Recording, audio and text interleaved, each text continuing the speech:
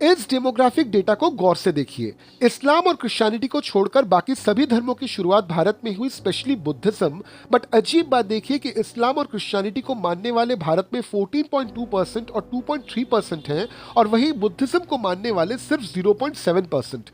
ऐसा कैसे? चलिए आज की वीडियो में जानते हैं इस सवाल का जवाब।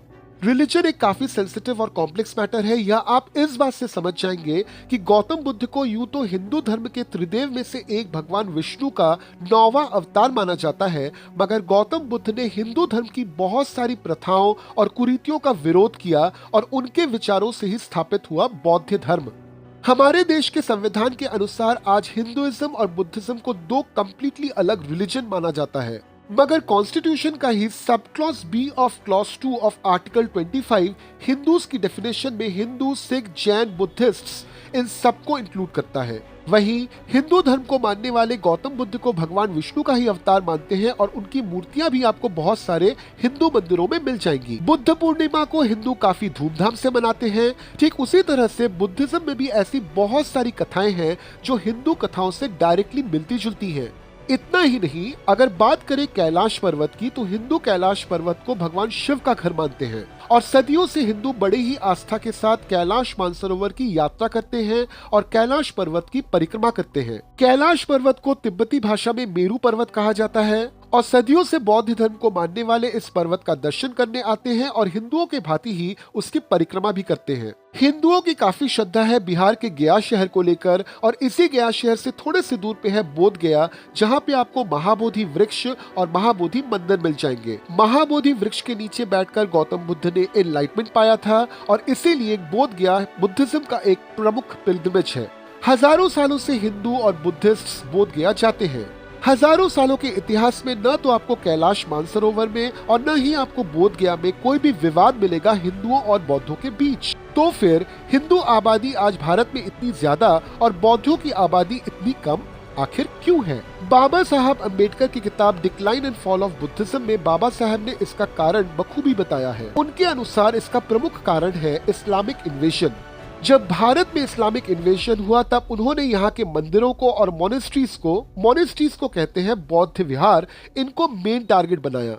आबादी ज्यादा होने के कारण हिंदू जब मारे गए या फिर कन्वर्ट हुए तो हिंदुओं की संख्या में कमी नहीं आई, जबकि आबादी पहले से ही कम होने के कारण बौद्ध जब मारे गए या फिर कन्वर्ट हुए तो उनकी संख्या लगातार घटती गई। बाबा साहब एक दूसरा कारण भी बताते हैं। उनका कहना है कि किसी भी धर्म को जिंदा रखने के लिए जरूरी है उसका प्रचार होना। हिंदू समाज में उस समय कास्ट सिस्टम पूरी तरह से बाई फैमिली बन चुकी थी, जिसका एक बहुत बड़ा फायदा ये हुआ कि ब्राह्मण के परिवार में ही ब्राह्मण थे। तो फिर जब एक परिवार के किसी ब्राह्मण को इन्वेडर्स मार देते थे या फिर कन्वर्ट कर देते थे तो उसी परिवार के दूसरे लोग धर्म के प्रचार में लग जाते थे।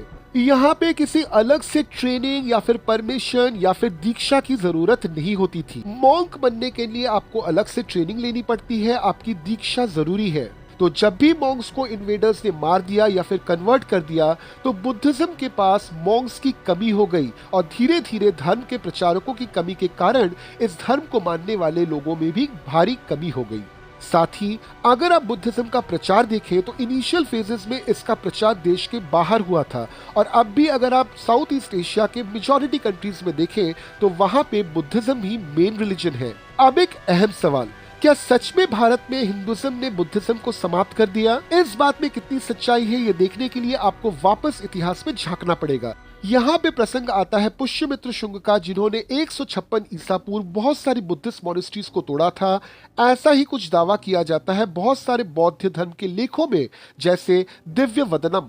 आपको बता दें कि पुष्यमित्र के मृत्यु के 300 वर्ष बाद ये किताब लिखी गई थी, जहाँ पे ये बताया हुआ है कि पुष्यमित्र शुंग एक ब्राह्मण राजा थे और इसके चलते ही उन्होंने बौद्धों पे अत्याचार किए। मगर पुष्यमित्र शुंग की जो भी मूर्तियां आज तक हमको मिली है, न तो उनमें वे तिलकधारी नजर आते हैं या फिर जनेऊधारी, जिससे ये दावा कि वे ब्राह्मण थे काफी क्वेश्चनेबल हो जाता है और इसके चलते उस किताब में दिए हुए बाकी दावों पर भी बहुत सारे प्रश्न उठ खड़े होते हैं। इसके विपरीत बहुत सारी एविडेंसेस हमको मिलती है कि इसी समय सारनाथ, विदिशा, बहराइच जैसी बहुत सारी बौद्ध धर्म स्थलों का विकास हुआ।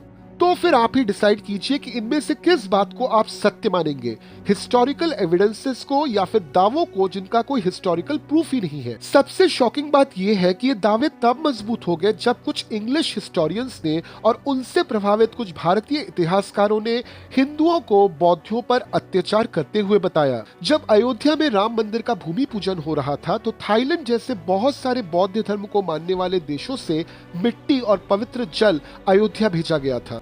अगर ये बात कि हिंदू बौद्धों के दुश्मन है इसमें जरा सी भी सच्चाई होती तो क्या आपको लगता है कि यह संभव होता? एक कोरियन लेजेंड हमको ये बताता है कि आज से करीब 2000 साल पहले अयोध्या की राजकुमारी सूरी रत्ना की शादी किंग वॉन वॉक के साथ हुई थी, जिसके बाद कोरिया में दान डायनेस्टी की शुरुआत होती है। इसलिए साउथ कोरिया से बहुत सारे श्रद्धालु आज भी हर साल अयोध्या आते हैं। दरअसल रिसेंट टाइम्स में मंदिर मस्जिद का विवाद जो है वो एक बर्निंग इशू है, इसलिए बार बार इस तरह के दावे किए जाते हैं कि हिंदू राजाओं ने भी बौद्ध विहारों को नष्ट किया और वहां पे हिंदू मंदिर बनवाए, मगर आज तक न कोई एक हिस्टोरिकल न ही कोई आर्कियोलॉजिकल एविडेंस मिले हैं इस बात के सपोर्ट में। अब हिंदुओं का हर एक मस्जिद के नीचे मंदिर खोजा जाना ठीक है या गलत, इस पर मैंने एक डिटेल वीडियो बनाया है जिसको आप लिंक पर क्लिक करके देख सकते हैं। सच्चाई तो यह है कि सदियों से भारत की भूमि पर बहुत सारे धर्म एक साथ बसे हुए हैं। झगड़ा और विवाद तो ऑब्वियसली हुए, मगर रसोई में भी दो बर्तन आपस में टकराते हैं। इतनी विविधताओं के बाद भी आज हमारी सामग्रिक परिचय एक भारतीय के रूप में है। डिवाइड एंड रूल के पॉलिसी के विपरीत हम भारतीय इस बात को एस्टैब्लिश कर चुके हैं कि united we stand, divided we fall, यानी कि असली शक्ति एकजुटता में है। ये वीडियो आपको कैसा लगा हमको कमेंट में जरूर बताइए, आपके विचार भी हमको शेयर कीजिए। वीडियो को लाइक शेयर जरूर कीजिए, चैनल को सब्सक्राइब कर लीजिए। वापस हम आपसे मिलेंगे अगले वीडियो में एक दूसरे स्टोरी के साथ। जय हिंद।